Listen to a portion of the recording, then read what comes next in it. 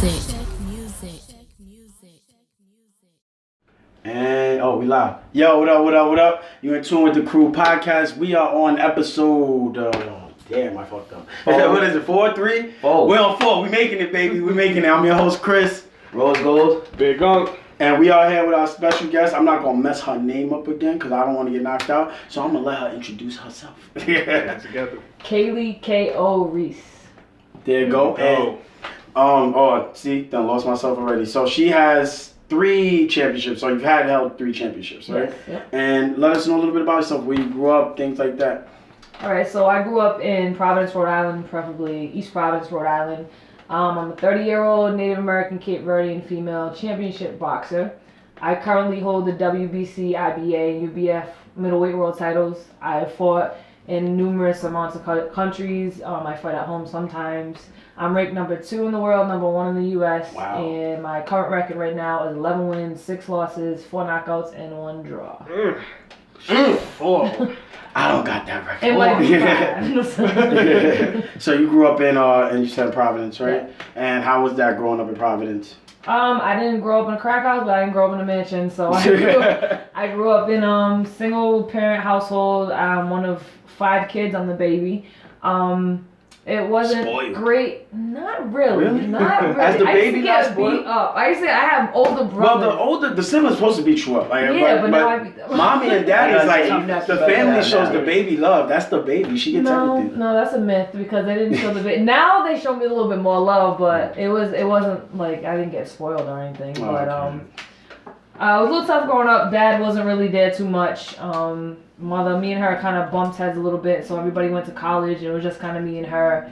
To be real with you, if I didn't start boxing, I probably would have been somewhere else. I tried to be a drug dealer. It didn't work out. I wasn't good at it. I was like 11 years old when I started smoking and selling weed. I was 12 years old when I started drinking. So boxing started. It definitely got me out of some things. I could have went a different way. And boxing, it's taken a lot from me, but it's given me a lot. So I didn't have a great. Now, what made you get into boxing? What made you choose boxing of all things?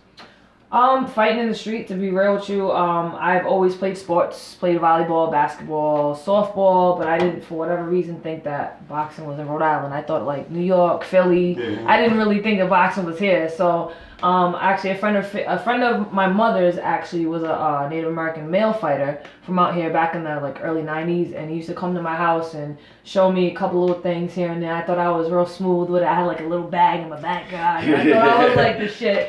And then I ended up finding Manfredo's gym in Pawtucket, and I took a few classes, and then I sparred, and I fell in love with it because I beat the girl up. And then So this is for me. Yes. Oh, I haven't had all. Like when I had my very first fight, I was like 16, and this older 30-year-old kickboxing lady broke my nose, beat me up, and Yeah. instead of saying I want to do that again, I was like, yo, how can I do it but make that not ever happen to me again? I don't want that ever to happen. So Word. I fell in love with it, especially because it's a solo sport. I mean, you have your corner, but it's not a team sport. It's not basketball, baseball, and if I don't do something leading up to the fight, then it's my ass. There's nobody else to blame. If you have a team and somebody dropped the ball, it's like, damn.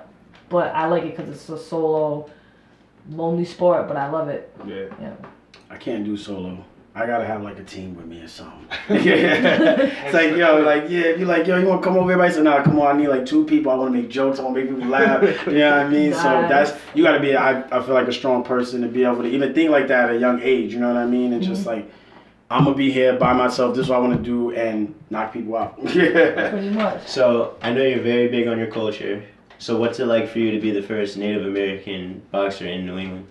It's an honor and it's a pleasure because this is just basically my modern way of representing my people and being a Native American warrior woman and also being a mixed Native American because everybody has this, one-dimensional idea of what Native American people are supposed to look like. So I'm really proud to be able to represent Northeastern people and Northeastern mixed people. And I come from all different kinds of walks of life, so I'm honored to do it. I mean, I can't ride around on a horse, throwing rocks, and shooting arrows at people, so I just rather represent and fight for my people in that ring, and I'm honored to do it. I mean, I know there's a few other Native American female fighters, but not from New England. So I'm the first one. That's what's up. Yeah. Number one. Big ups to that. Big ups to that. So as far as okay, wait, I'm a little confused. Here we go. Cape Verdean. That is because I'm from New York. I ain't hear about Cape Verdean until I even got here. You know what I mean? Like I didn't hear about it at all. So is that Native American or is that what kind of background is that? That is basically it's island off the coast of Africa and Portugal. Okay. So in layman's terms, it's really like being a black Portuguese. It's basically Portuguese mixed with African, and they kind of had these little islands. I don't know how many islands because I'm not too familiar with my Cape Verdean background. My father's Cape Verdean and native, so I really don't know. But that's basically in layman's terms, that's what it is, and it's very small. That's why they're so light. Island. Makes sense now. There's light and there's dark. There's really light curly hair and there's really dark no hair. So I came out here thinking every Cape Verdean was Puerto Rican. I was like, yo, you Puerto Rican? What's good? Nope. Me gusta. It's like, nah, what are you? I'm black. No. Who's that? I was like, yo, I was so lost. Yo. It's like, it's Africa. It's Africa. I'm like, nah, I'm a little lost. I got me all confused. In New York, we got black, Puerto Rican, Dominican, and white people. That's it. You know what I mean? No, So every time I went to New York, I was Cape Verdean. What the hell is that? You sure you Puerto Rican? No, bro. No. But it's like all New England. It's a New England thing, I guess. Okay. And what was the first time you went outside of New England and started fighting? The first time I went outside of New England, I'm trying to think the first fight, was actually in upstate New York. I think it was my 6th fight. And I fought C.R.U, and we fought to a draw. That was my first. I know. C.R.U. There was all kinds of jokes for that fight. Yo, I'm like, listen, I would be making jokes all day. C.R.U. Oh man. It was that was my first time outside of New England, and then from there I just kept getting calls to go everywhere else but home because I really wasn't. Even my pro debut was in Boston. I'm not from Boston, so. It was just, I'm always traveling, but I'm a road warrior. I'll fight anyone, anywhere, at any time, any weight, as long as I can make it, whatever. Yeah, I heard that out there, whoever. So if you put in the comments or email her, she's ready. She's ready. The money got to be right, though. At this point in my career, because we can get into that later, but there are some really good big money fights, but because of my stats and because of I'm a veteran in this game, I'm not going to take peanuts to fight certain people. You know who I'm talking about. So I'm just saying. Shots fired. Bang, bang. Shots fired to you. You know who you are. We looking for you. We're going to get you up here next week. Now, real quick, we kind of skipped past it a little bit, but when did you decide to go pro with your boxing? Like, when did you decide, like, take the headgear off. This is what we That's it. Well, I mean, I started it as kind of like a way that, like an outlet, like I told you, it helped me with a lot. I didn't have an extensive amateur background. With amateurs, a lot of times you have to have the funds and the resources to travel where the tournaments are. If you don't, you're really not going to get too far. Mm-hmm. Plus, my weight class, I fight at middleweight, it's 160. It's not too popular, especially around here, so you have to travel. And I don't have an amateur style at all. Like, amateurs is more based on points than it is knockouts, and it's just a different type of style fighting. I don't have a style. I like to brawl. I like to fight. Yeah. You know, I like to knock people out. But you fought Walter at one point too, didn't you? Yeah, I did. I fight anywhere between 150 and 160. I have to stay really flexible. But during most of my earlier years in the amateur, I was 154, 160, and it still wasn't that busy. So I decided to go pro right after I turned 21, and I went pro. And I like the no headgear, I like the smaller gloves, I like the competition and the possibility of winning world titles, and I want to be a world champion, and I became that. So I wrote it on a piece of paper, I still have a piece of paper, that I was going to become a world champion when I was like 18. And did you frame it? I did. It's still in the like the crinkled up notebook. I think it has more meaning to it in the notebook. But that's what's up. I like that. That you once you said you were like, I'm gone. I'm out of here. I'm going to do it. This is my thing. You ran with it, and I wanted to. Lost my question. Oh, how long did it take you to win your first championship after you made that decision? It took years. It took a lot of ups and downs, mostly downs, because before I won any championship, I actually was out of boxing for about a year and a half, and I got into a really, really bad motorcycle accident. I got hit by a car on my motorcycle on my birthday, 5 minutes away from my house. Wow. So it was pretty bad. I'll kind of brief you on a little story. So before that, I forgot my record. I had almost 10 fights, 8 or 10 fights. I get hit in the head, so excuse me if I lose track. But I had just gotten out of motorcycle school, became a motorcycle mechanic. I had actually gotten a call for my first title fight, and I was, riding my motorcycle home, and I get hit by a car. Blew up my knee, my bike was destroyed. The doctors told me, I don't know if you really should box again, all this other crap. I couldn't walk for well over 2 months. I couldn't work, I couldn't train, I couldn't do anything. And then about 3 months after that, I was at work for my first night back at work on light duty. I worked security, and I got assaulted and beat up by a Providence police officer my first night back. And he re-injured my knee, and that was like devastating because I couldn't do anything. The one thing I had that was my outlet and what I was used to doing when I was going through things was boxing. I didn't have that, so I moved out of here and I moved to Connecticut, and that was a real bad time for me. They said I wasn't gonna come back to boxing. If you do, you're not gonna be the same. And then my first fight back was about a year after that, and my first fight was a title fight. I took the title fight. I didn't win that title fight, but I was a little rusty. I didn't get beat up. I just didn't throw as many punches as I should have. And then fast forward about 8 months after that, I went to Bermuda, and that's when I won my first championship belt. It was the IBA middleweight world championship belt, and I wasn't even planning on fighting middleweight at all. And I just got the call, and I was like, whatever, yeah, sure. She was from Bermuda, and she was former world champion, supposed to be tough, and she lasted a round and a half, if that. So. Bang, knockout. Yeah. So game over. How'd you get the nickname? It's obvious, but what solidified, which knockout solidified?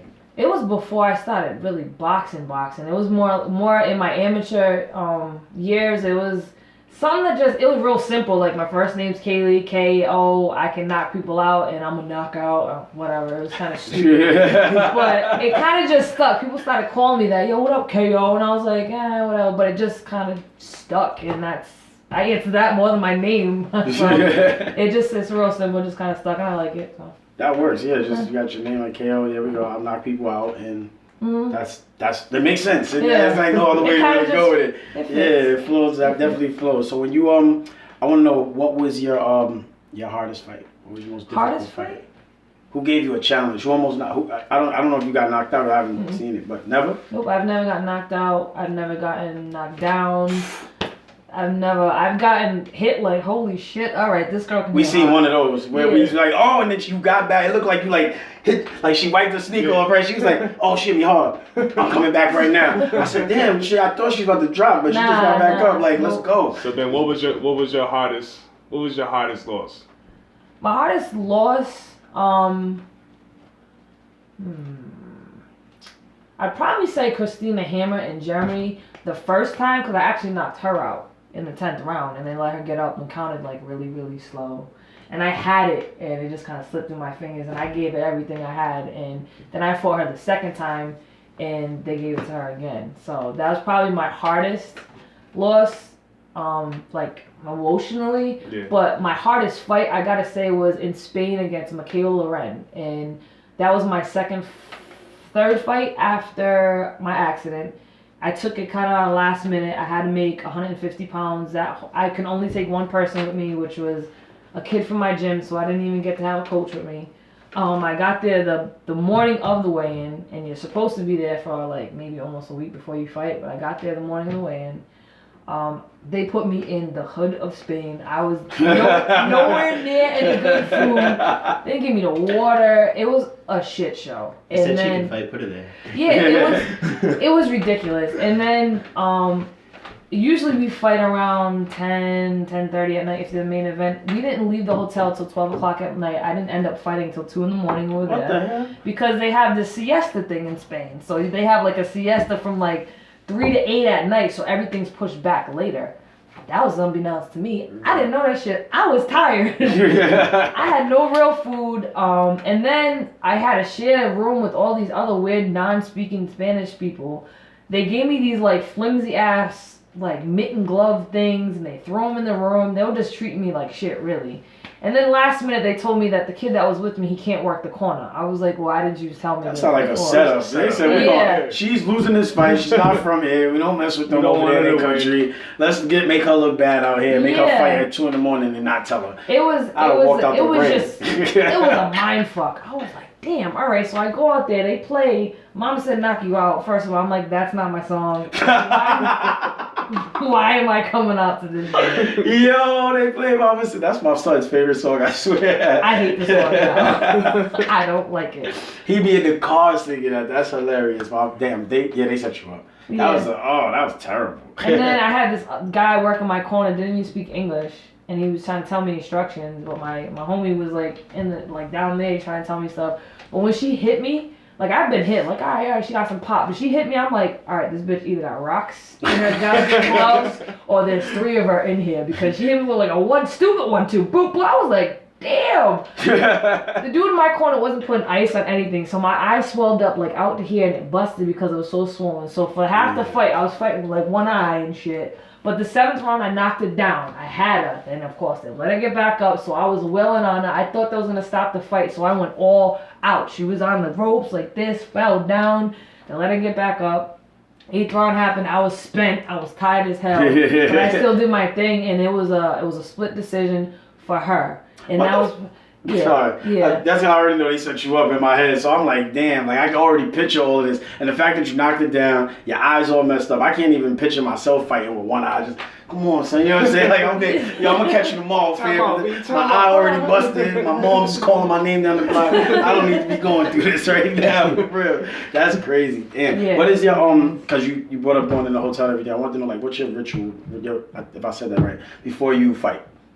Well, I don't really, like, people think, like, I go in there and do, like, a Nam Yoho reggae. I don't have, like, a ritual, but I like to laugh. I like everything to be normal. I have music, you know, I'm chilling, I'm joking around. I kind of get in my zone and have the certain people that I like to have with me, but it doesn't need to be dead quiet. We don't need to play church music. Like, it's not anything like that.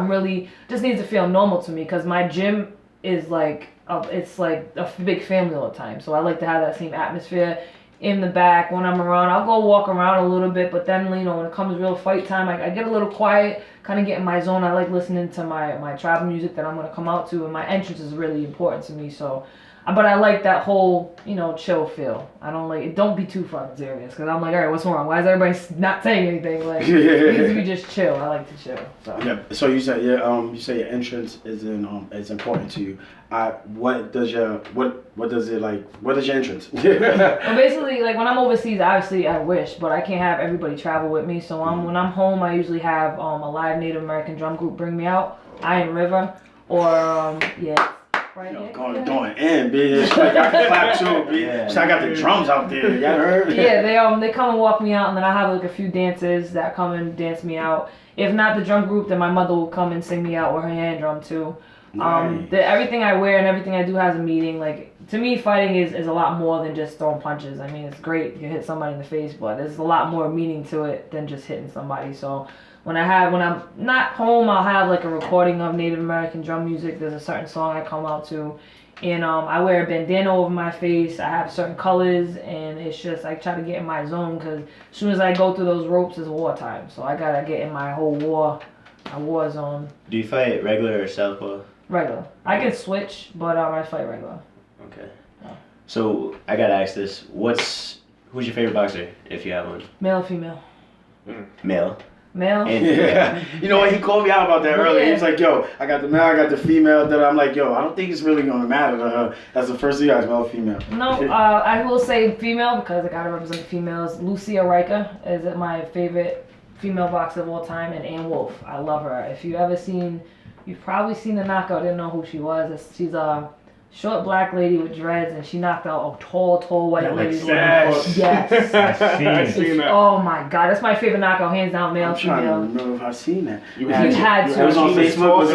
It was everywhere. Yeah, man. She knocked her down, and she tried to get up. It was so terrible. She was like, yeah. But I was fired hands down, especially because they were in an era where women's boxing was popping, so much respect to them. Even like Christy Martin, she kind of set and paved the way for women's boxing to get noticed in the early 90s and the late 2000s. She's old, she doesn't know box anymore, but like names like that I really respect. Right now, currently, Vasily Lomachenko is probably one of my favorite fighters because he does a lot of things that fighters have been trying to do for years that they can't do, those angles. Of course, Mayweather. A lot of people love to hate him. I'm one of them. I can't stand. I'm glad you said Yes, that. 'Cause I gotta ask. I can't stand Mayweather. I already know Why? what you're gonna say, but Why? McGregor or Mayweather? I hope McGregor. Come on, B. I like McGregor because for MMA, I really do, and he's a funny motherfucker. Yeah. But He talks a lot of shit. Mayweather, if you're just talking about boxing, there's no way that McGregor is gonna beat Mayweather at his craft. Mayweather has dedicated his life to master his craft. And people love to hate him. He's like another Muhammad Ali. Absolutely, You know what I'm saying? yeah. He has the Money. best defense I've ever seen. Yeah, He, the only That's one what that- he has. Defense. That's what he Hey, does. But McGregor's wait a got minute. good. McGregor's got good footwork Boxing too, is the though. art of hitting and not getting hit. And he mastered that Exactly. art, though. You got. I don't. They I tryna don't say I'm he not even runs. saying live. They tryna say on he camera. runs. Nah.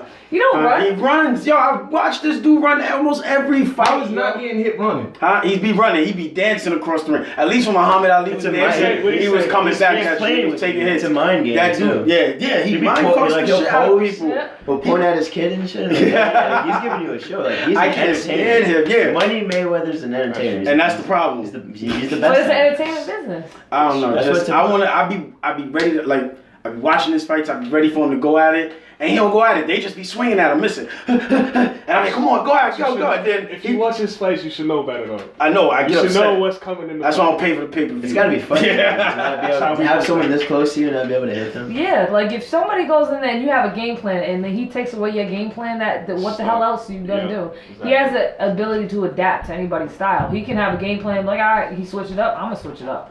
So I respect the man That's for what he true. does, and I respect the businessman that he is. You know, I had the opportunity to work with his father, and his father his boxing IQ is out of this world. Like when he talks regular, he's kind of a little punchy, a little out there, but when he does the pads and everything just flows and makes sense. So I gotta respect Mayweather for the man that he is. Gervonta Davis, man, that's another one coming up. That's one of his fighters that's ridiculous. Anthony Joshua, I do have to say his chin is so suspect but he did his thing against Klitschko. I will say that.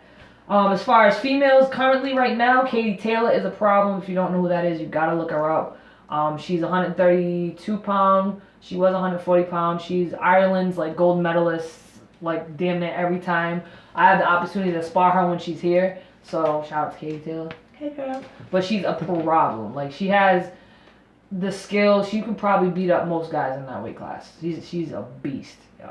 I'm gonna go home and look her up. Katie Taylor, look her up. She is a She could beat beast. up guys. I need to see this. Yeah, she's so fast, man. I'm like, calm down, man. Stop hitting me so much. So it seems obviously from the whole True. interview, we see you really been in love with boxing. So do you take any part in like with the younger kids that want to get into boxing? Like, do you coach at the gym? Like, Mhm. yeah. I coach little kids as young as about 6 or 7 to older adults. I love training kids. I actually work at a group home, so I take those kids with me to the gym. Nice. And that's to have something to do. I didn't have that person to guide me somewhere else, Yeah. or have kind of similar situations that they've been through to kind of relate. You know, you always have that stuck-up person trying to tell you what you're supposed to do. So it's nice for them to have somebody that can kind of be down to earth that they can talk to and kind of have that outlet for boxing. I go to schools, I talk to schools, I tell them my whole story because, like I said, when I say I'm open to everything, I'm open to everything. I've been through damn near everything. So I love talking to schools and kind of giving some insight on everyday life and how I use boxing as my outlet and something positive. It doesn't have to be boxing, but it just has to be something you're positive about. Yeah, So that's good. So you are somebody that do you do that just over here in Rhode Island or in the New England area in general? As far as like going to schools, because I wouldn't expect you to go back and forth over here to train everybody. But as far as like going to schools, talking to people, do you go all around or do you just keep that in the New England area?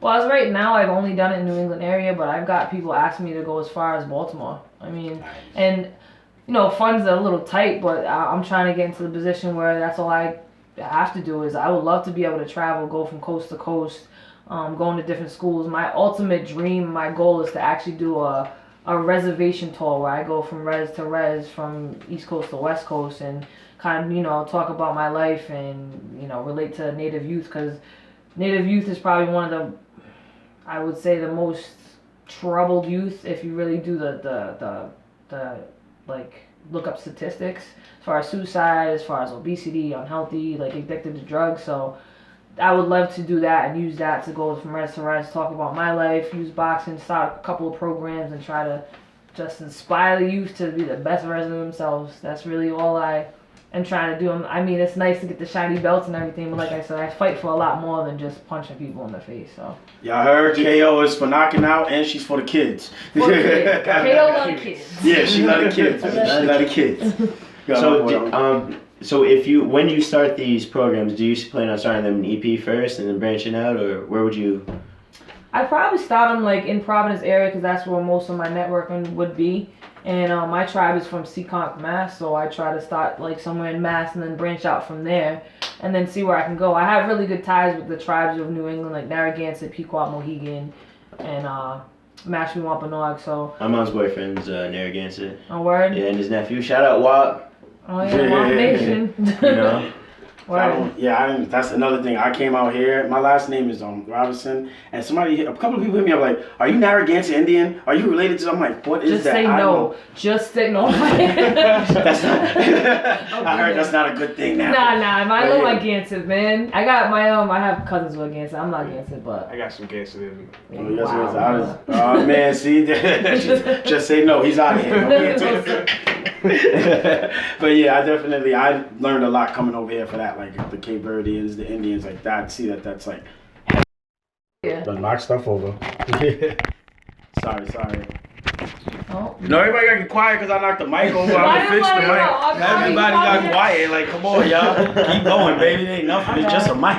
Do you get offended when they call you Indians, or do you like to? Because a lot of people are like strict on like, I'm Native American, not Indian. I mean, not everybody is educated, so I can't really, can't be mad if they're not educated in it. But if like you're an Indian, like I'm like, whoa, pump your brakes, bro. Yeah. But no, I mean, I just be like, yeah, I'm Native. I kind of just guide them and redirect them on what we kind of like to go as Native. But I've been called Indian Native. I've been called a Blindian, which is a black Indian. You're getting creative out there. Yeah. I didn't expect that one. You're a Blindian. In New York kids be walking around, yo, I'm Indian, B, you see my hair, I'm wavy, baby. You know what I'm saying? My pops used to say that to me, we're Indian. I'm like, what are we? Exactly that. I be waiting for my father to tell you, we're black and we're Indian. Indian, who's Indian? Please, because my grandmother, the rest of these people, the man that's around my grandmother is Jamaican. I don't know, you messing me up. You'll hear the most popular is my grandfather was Cherokee. You always say, we got Cherokee. There's Cherokee. So that's everybody's go-to is Cherokee. I actually do have Cherokee blood and Mi'kmaq blood too, but what I most identify myself with is Wampanoag because that's why I was brought up. So I know I have Cherokee family and I know that, and Nipmuc is also a tribe around here, but that's everybody's go-to tribe. I'm Cherokee. I'm like, okay, all right. I'm Cherokee too, just to let y'all know. Just found out that's what was missing in my life. That's for the way. So I wanted to do something. I wanted to name a couple of boxes, right? Mm-hmm. And I wanted you to give us the first word that comes to your head. Oh yeah, I've been waiting. And I want him to give the first two boxes. Okay. Cause I already know. Yeah. Tori Nelson. That's Tori Nelson. I want to fight her again, so I couldn't knock her out. All right, and I don't know how to say it for it. Is it Marcela? Maricela Cornejo. What up, Maricela? A very tall Mexican, tough, and she wants the rematch. So come over here and get it. You heard it here first on the group podcast. Come get your rematch. Now she does a lot for women's boxing. She's trying to put women's boxing on the map, but it's already been on the map. And she's and this is no disrespect. I think she's using boxing as another platform because she has a different career as far as acting and modeling. So she's using boxing for other things. But no disrespect, bro. We'll fight again. I got another one. Oscar De La Hoya. Retired. It's like that's it. I can't think that. I mean, we can go back to the Mayweather fight. You know what? That's why he popped up in my head. Go ahead. Oscar De La Hoya should won that fight. Hell no. Oh my God, man. At least a draw. But 6 rounds De La Hoya, 6 rounds Mayweather. You serious? Did you see the interview? He was like, he hit me right on the button. Yeah, he hit me right on the button. Yeah. All right, I'm afraid he lost. He should have lost, but I felt good to say it anyway. I fucks with you, De La Hoya. Whatever. Trinidad. A legend. A legend. Facts. Definitely a legend. Layla Ali. If my last name was Ali, I'd probably be where she was, but she put women's boxing on the map too. So she tough. She Confidence, I like yeah. that. Who can I think of? I got one if you know. Marvin Dash. Marvin Dash, a fucking retard. Yo, he's excited. It's okay, we can curse it, it's fine. well, if you didn't, you now do. Fuck it. Marvin Dash, man, that was like a keep busy fill-in fight, and she is like slow, and there's really not much to say about her. She said that Indians are dirty niggas, so I mean I have nothing to say. Oh, no wonder, yeah, okay. I just watched the fight too upstairs. She was running and holding, and then she thought she won. She got disqualified and was like this, holding her hand up. I was like, put your hand down. We get knocked out. She was feeling herself. She was definitely May she feeling be herself. blessed with knockouts. Yeah. Last one. Joe Frazier. Joe Frazier, heavyweight legend, man. Heavyweight legend. I gotta give him his props, yo. See, I didn't want to like throw out Muhammad or anybody because you know that's automatic. Like I always try to think of the people under that or whatever. Like not the greatest, but you definitely. I was thinking you was gonna give me some other words. No. When you were with De La Hoya, I was like, damn, she's retired. That's true. Fuck, he's done. I'm just saying. Like that's perfect right there. That's the I'll perfect give you answer. one. Pernell Whitaker. Do you know what that is? No, I don't watch boxing. You don't? You have no idea? No, nobody? No. I know the name, but I've never seen. Sweet Oh, Pernell, shit. yeah. There you go. That just Yeah. still ring a bell. Yeah. He's southpaw, he has the moves, kind of everybody tries to mimic his moves. If you like defense, you like Pernell. He's a southpaw. Oh, see, but that's more like the Mayweather, right? With the whole defense thing. Yeah, he fights a little, like, he goes forward a little more, and he kind of uses, like, this thing, he goes real low and kind of makes you, but he uses his defense. Was that the Beehive? Yeah. That's one of my favorites, my man B-Hop, man. Oh, That's yeah. my guy right there. What Until they he got call knocked him? out the The ring. alien? Who's the guy that invented the alien, with the Philly Oh, shot? that's Tony, wild. I don't know if he invented James it. Tony? Oh, James James Tony. Tony? James Tony, oh yeah, Yeah, he's he another fought at UFC throwback. for a fight too. Back Yeah. in the day, that Yeah. was kind of I used to He do did? some on GameCube What? and just fucking. Wait, he fought UFC? Yeah, James Tony? he went to UFC. It was depressing. It was. He did like one fight. Yeah. My guy in One or UFC two was or Chuck something. Liddell. I think it was one. I think it was one. I think it was one. That was it. I mean, if you got your ass, that's pretty much. Go back to boxing, brother. It was one fight. Yeah. Damn, that was snap. I didn't even. Damn, I didn't know. Is there any other boxers that crossed over like that to UFC? Oh, my voice all cracking. I don't think so. Oh, Matt. What about did the girl that knock out Ronda Rousey the first time? Oh, Holly Holm, yeah. Yeah, didn't she? They actually She boxed? There Yeah, was she another did. boxer though. She's a dirty boxer, isn't she? What's the She's name? good. Well, I was gonna good, say good, Kimbo. not dirty, but good. Yeah, no, she's good. She did her thing. The only thing that I would have liked to see her come out of her hometown, when she did box, she did kickbox and then she boxed. So she was a good boxer, except when she fought Anne Sophie Mathis when she was from France, and she got pummeled from corner to corner. Poor girl. So. Butterbean. Every corner. Yeah. Oh, Yes. Butterbean. I forgot Butterbean. about it. I could have sworn he did a crossover fight. He went into the UFC for a little He bit. went into For real? wrestling. I think so. No, yeah, he went in the And he wrestling. He went was- to He was wrestling. World still Wrestling slinging. Federation. He sucked at wrestling WWF. That was terrible. Well, I didn't see him in that, but I seen him. I mean, that dude used to hit hard though. Oh, yeah, I he do. had a crossover fight and he did the same exact thing to that dude that he did to everybody in the box. I think so. I know. Actually, one of my old coaches, he used to coach Butterbean. He's a good friend of his, so they travel a lot. I think he did do a crossover. I think he did. Butterbean. I'm about to go after we leave here. I'm looking that up. I'm definitely gonna look that up. But I have we're about to wrap it up soon. I want to know what do you have for the future? What do you got going on? What's next? The biggest thing we got going on right now is actually I don't know if you guys are familiar with Clarissa Shields. She's the 2-time Olympic gold medalist that Know just the came name. out of the 2012 and 2016 Olympics. She won gold. She's in my weight class. So that fight is definitely in the works. She has mentioned me with the other top females in our weight class, saying that she wants to fight us. Respectfully, she started off respectful and she started kind of getting I guess a little disrespectful. So she thinks I'm scared of her. She said I don't want no parts of her and I'm scared, which But you is number one though, right? highly. Yes. I was getting ready to say the same thing. I'm sitting scratching my head like, isn't she number one? This is number one. How you Well, gonna you call gotta it? expect that. It makes you a mark. Well, Yeah, that's facts, good. facts. That to me is it's the best line of flattery. I mean, if you say you want to fight me, this you got to fight one of the best to be the best, and she just got things a little bit misconstrued, thinking I'm scared. What I'm not scared by any means. If you bleed blood and breathe air, there's no reason for me to be scared of you. So the only thing I don't want a part of is the BS money that they're trying to offer me. So that's one of the things that we're working towards is having the right promoter, the right network, and have that caliber of fight where it's a 10-round big title fight on a major network for women's boxing. So we're working towards that. Right now I'm just keeping busy, staying in the gym. I might have a fight in July, if not August, if not both. So. Do you know where that fight will be if you do? We were working on Mohegan again, but I'm not exactly sure. My manager's kind of doing his work. He's working restlessly right now, so hopefully it'll be local.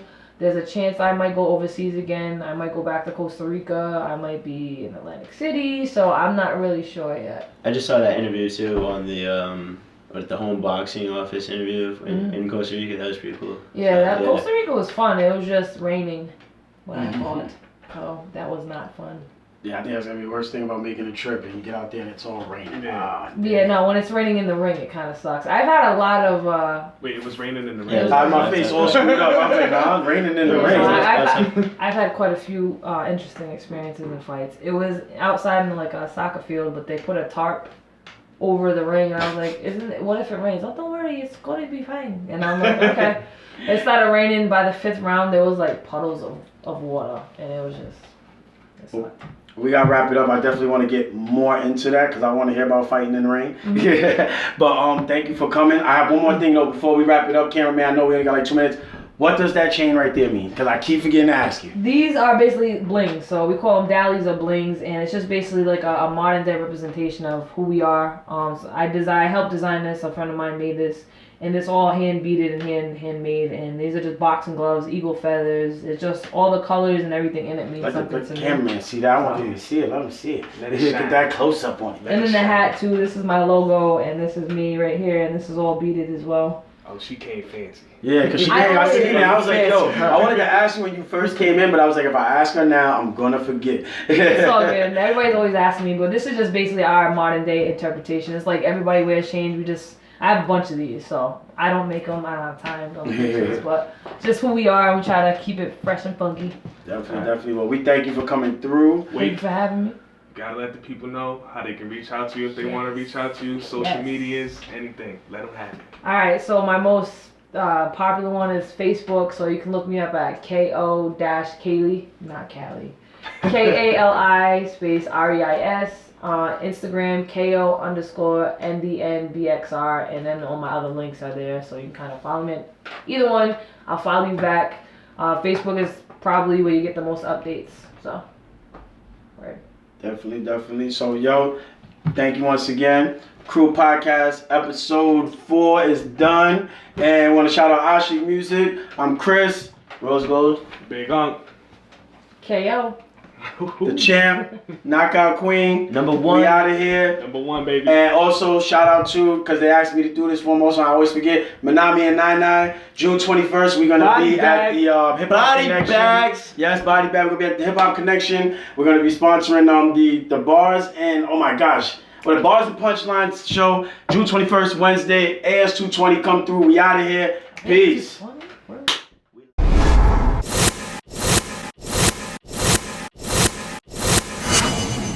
Ashik Music.